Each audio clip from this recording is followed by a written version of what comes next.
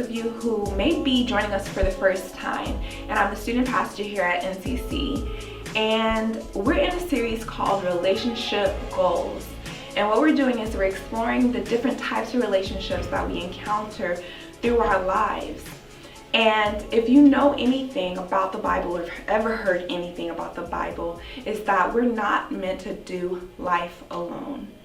And one of the relationships types that we hold dearly and that helps shape our character are the relationship with our friends. And so today that's what we're going to be talking about, our friends.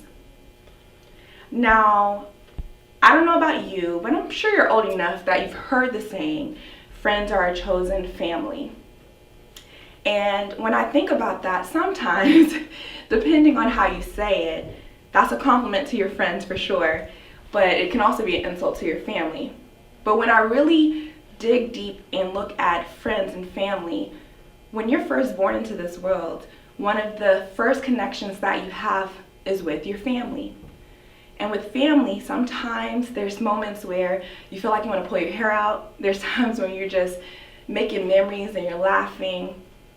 And then there are those times where you have to just forgive because you love them so much. And that common theme of love and that thread of love is still there in friendships. Just because someone's your friend doesn't mean that it's always going to be easy. There's going to be times that you're challenged. That's the time when you have to choose whether or not you want to forgive that person for hurting you. You're choosing to have fun together, choosing to set up boundaries for your own personal health, choosing to be selfless, choosing to be kind, choosing to experience joy. I then wanted to go ahead and look into what does friend, the word friend, mean in Hebrew. And there were two words that came up when I looked it up. And the first definition in Hebrew, or the word, is ra. And that can be translated to be close with. That means you're in close proximity to someone. And that's more of the ancient version of friend in Hebrew. The second word in Hebrew is kaver, or haver, depending on your accent. And that means connection.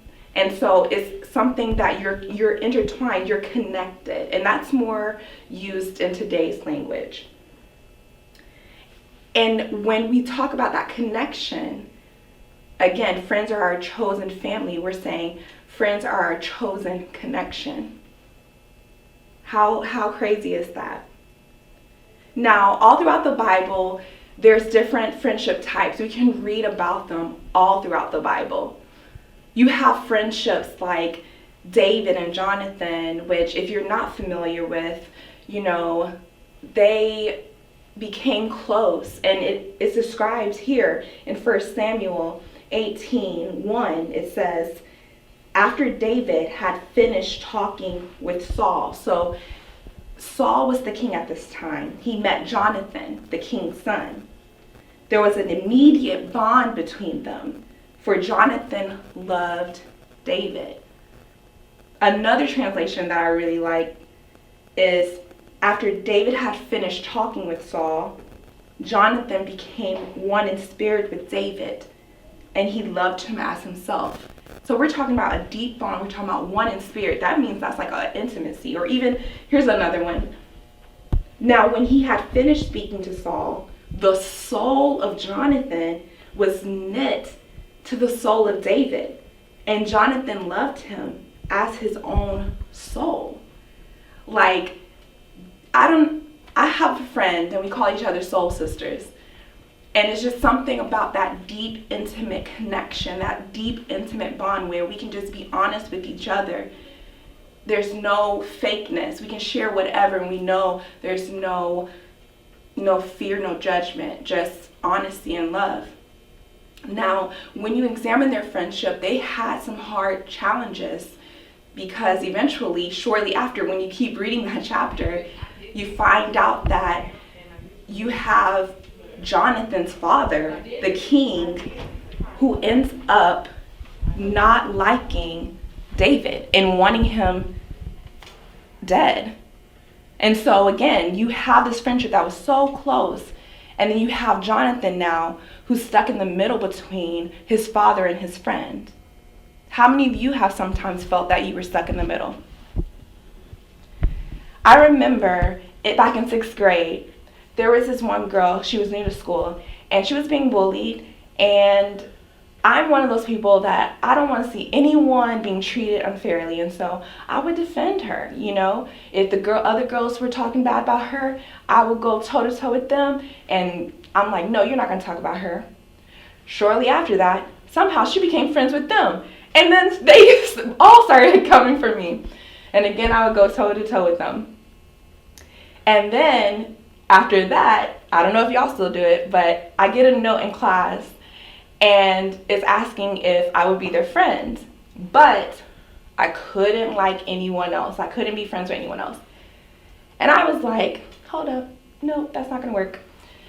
And so I'm like, I can't do that. I'm gonna be friends with whoever I wanna be friends with. And they came back and said, that's fine, just don't like them more than us. And I was like, okay, that's cool.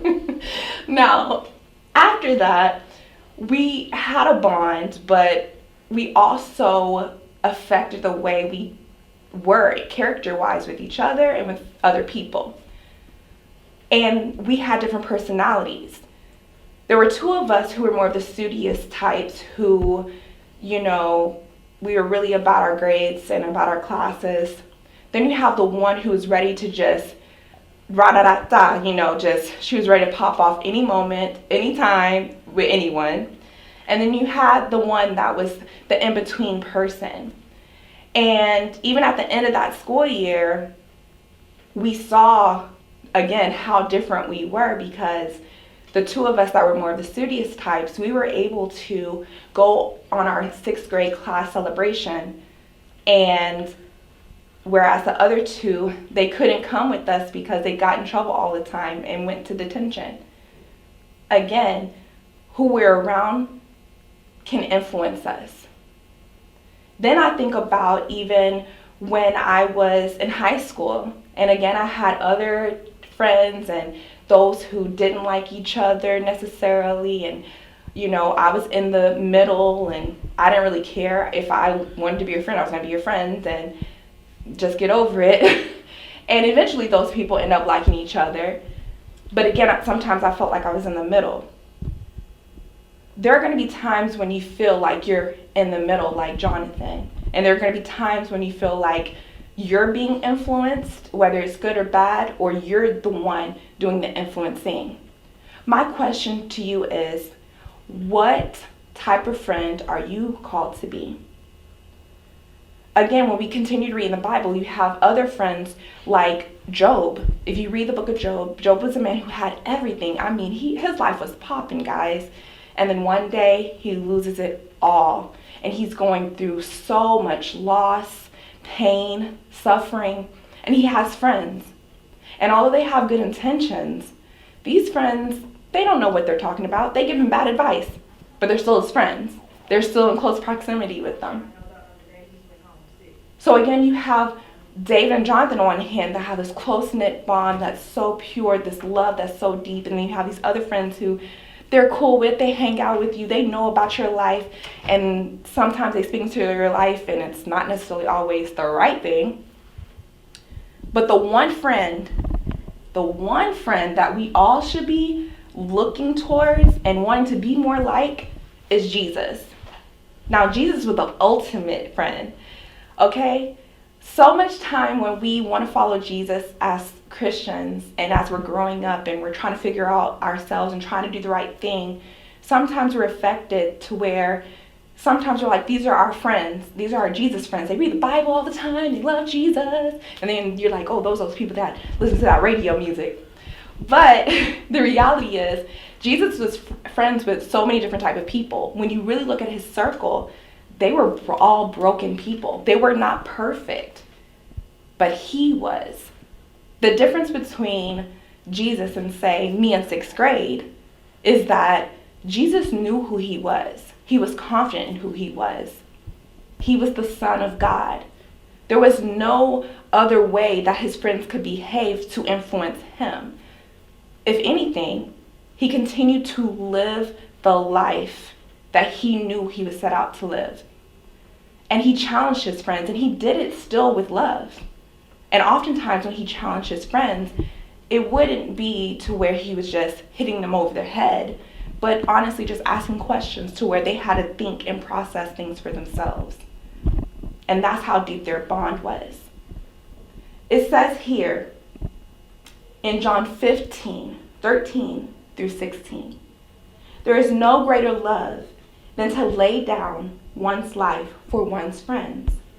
You are my friends if you do what I command. This is Jesus talking, guys. I no longer call you slaves because a master doesn't confide in his slaves. Now you are my friends since I have told you everything the Father told me. You didn't choose me, I chose you. Again, going back to friends are our chosen family, there's love there.